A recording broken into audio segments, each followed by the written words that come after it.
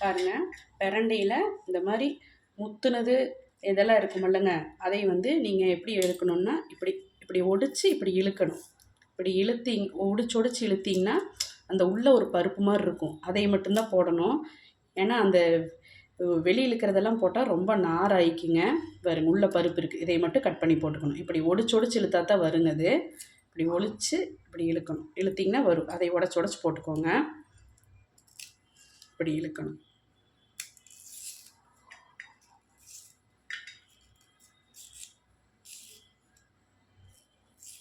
பார்த்திங்கன்னா பாருங்கள், உள்ள பருப்பாட்டு இருக்குது. இதைத்தான் நம்ம போட்டுக்கணும். முத்துனதாக இருந்தால் இப்படி க்ளீன் பண்ணி போட்டுக்கணும். இதே இந்த இலசா இப்படி இருக்குதுன்னா இதை நம்ம எதுவும் பண்ண வேண்டியது இல்லைங்க. அப்படியே இப்படி கட் பண்ணி போட்டுக்கலாம்.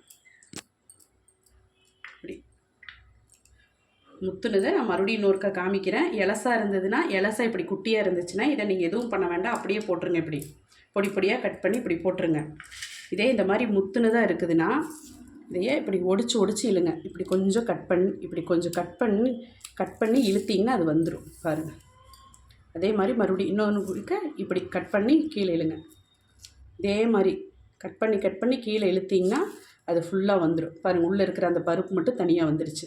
இப்போ நம்ம இதையை வந்து பொடுசாக கட் பண்ணி இதில் சேர்த்துக்கலாம். இப்படி தாங்க எல்லா இதுவும் பண்ணணும். இந்த எல்லா பிரண்டையும் நான் க்ளீன் பண்ணிவிட்டு உங்கள்கிட்ட காமிக்கிறேன். அணுகுரு சொந்தங்கள் அனைவருக்கும் வணக்கங்க. இன்றைக்கி வந்து பிரண்டை சட்னி எப்படி அரைக்கலான்னு பார்க்கலாம். அதுக்கு ஃபஸ்ட்டு ஒரு கடாய் வச்சுங்க, கொஞ்சம் எண்ணெய் ஊற்றிக்கலாம்.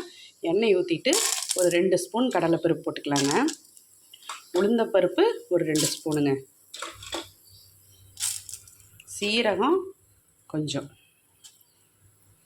மல்லி இவ்வளோ, மிளகு ஒரு 4 போதும், ரொம்ப வேண்டாம். இதையே இது கூட ஒரு 3 வரமிளகாய்ங்க, கொஞ்சம் கருகாப்பில், இதை நல்லா வணக்கிக்கலாங்க. நல்லா போட்டு நல்லா ஒரு வணக்கி விட்டுக்கலாங்க. இது வணங்கட்டும். பாருங்கள், நம்ம எல்லாத்தையும் நல்லா ஒரு வறுத்து விட்டுக்கணுங்க. அதுக்கப்புறம் புளி வந்து நம்ம ஆல்ரெடி டம்ளரில் கொஞ்சம் தண்ணி ஊற்றி ஊற வச்சுக்கணும். அப்போ தான் வணக்குங்க. இது ஒரு குட்டியாக இருக்கிற சின்ன வெங்காயங்கிறதுனால ஒரு 20 சின்ன வெங்காயம் எடுத்திருக்கேன். நீங்கள் பெரிய சின்ன வெங்காயம் வந்து ஒரு 10 எடுத்துக்கோங்க. ஒரு முழு பூண்டை உரிச்சு வச்சுக்கோங்க.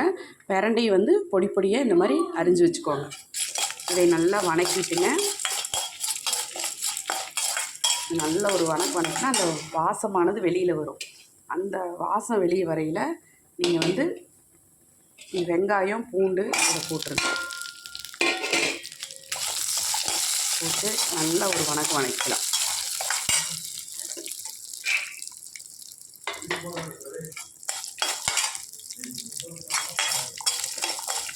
நல்லா வணங்கினதுக்கப்புறம் நான் உங்களுக்கு காமிக்கிறேன்.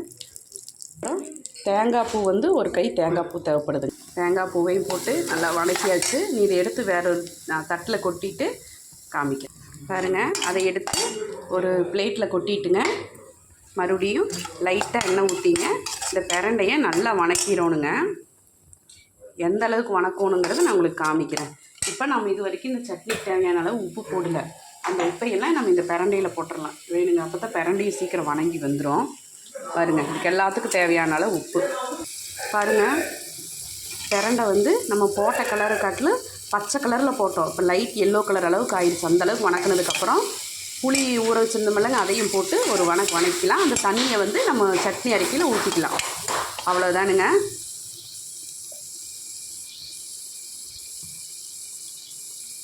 நம்ம வணக்கினது எல்லாம் ஒரு தட்டத்தில் கொட்டி ஆற வச்சாச்சுங்க. இனி இதையை வந்து ஒரு மிக்ஸி ஜாரில் போட்டு ஒரு அரைச்சிட்டு வந்துடலாங்க. அரைச்சிட்டு வந்துட்டு காமிக்கிற. தண்ணி அதிகமாக ஊற்றி அரைச்சிடக்கூடாதுங்க. இப்போ நீங்கள் இட்லி தோசைக்கு இந்த சட்னி ரெடி பண்ணுறீங்கன்னா தண்ணி வந்து அதிகமாக ஊற்றி அரைக்கலாம். இப்போ நீங்கள் வந்து சாதத்துக்கு பிணைஞ்சிக்கிறதுக்கு சாப்பிட்றதுக்கு அப்படின்னா தண்ணி ஊற்றாமல் தண்ணி வந்து இப்படி தெளித்து அரைக்கணும். ஊற்றிடக்கூடாது. ஃபஸ்ட்டு கொஞ்சோண்டு, அதுக்கப்புறம் மறுபடியும் அந்த சுற்றுற அளவுக்கு மறுபடியும் ஒரு துணோண்டு ஊற்றி சுற்றணுங்க. கூடுமான வரைக்கும் 3வது மிக்சியில் 3வது இருக்குமில்லங்க, அந்த இது ஸ்பீடில் வச்சிடாதீங்க. ஃபஸ்ட்டு ஸ்பீட்லேயே வச்சு அரைங்க. அப்போ தான் சட்னி வந்து அந்த கொரன்னு இருக்கணும். ரொம்ப நைஸாக சட்னி அரைஞ்சால் நல்லா இருந்திருக்காது.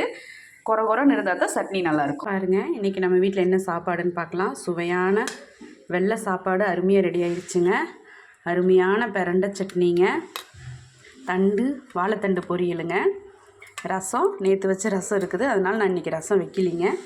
தயிர் நம்ம வீட்டில் பெறப்போட்ட தயிர் இருக்குது. சாமிக்கும் தண்டு சாப்பாடு தண்ணி வச்சாச்சுங்க. இது வரைக்கும் தனுகுரு விலாக்ஸை பொறுமையாக பார்த்ததுக்கு நன்றிங்க. நாளைக்கு இன்னொரு சமையலில் பார்க்கலாம். Thanks for வாட்சிங்க.